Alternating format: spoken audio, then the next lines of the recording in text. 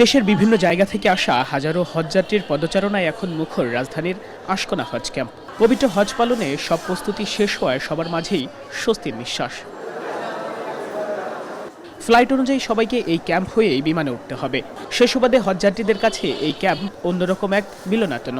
মালামাল গুছিয়ে সবাই সারিবদ্ধ হয়ে অপেক্ষা করছেন বোর্ডিং পাস ও ইমিগ্রেশনের জন্য।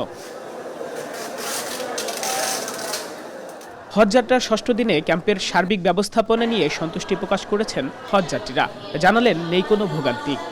এখানে মোটামুটি যা সেবা পাইছি ভালো।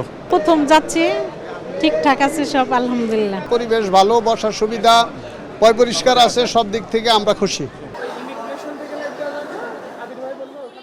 বেসরকারি বিভিন্ন প্রতিষ্ঠানের পক্ষ থেকেও হজযাত্রীদের জন্য বিভিন্ন সুযোগ সুবিধা দেওয়া হচ্ছে। যাত্রীদের বিভিন্ন পরামর্শ দিতে কাজ করছে স্বেচ্ছাসেবকরা, রয়েছে স্কাউট সদস্যরাও। এজেন্সি থেকে মানা করছিল আপনার কোনো ব্লেড, কেচি, ছুরি, নীল কাটার, লাইটার সহ আপনার কস্টেপ, রশি এগুলো যেগুলো আছে সব বড় ব্যাগে নিতে হবে।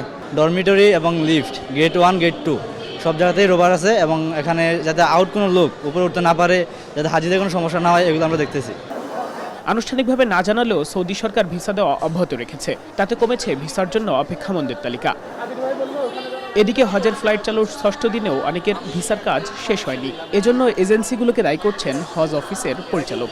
যেসব হজ এজেন্সি এখনও হজযাত্রীদের ভিসার জন্য আবেদন করেনি তাদের মনিটরিং করা হচ্ছে বলে জানান তিনি।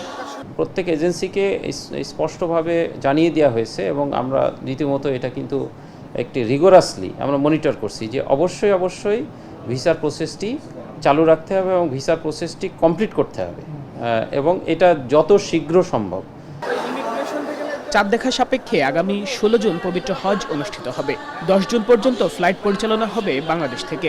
20 জুন থেকে ফিরতি ফ্লাইটে দেশে ফিরতে শুরু করবেন হাজিরা। বাইজিদ সাদ, এখন ঢাকা। ওয়ালটন ফ্রিজ কিনে অনেকের মতো আপনিও হয়ে যেতে পারেন মিলেনিয়াল।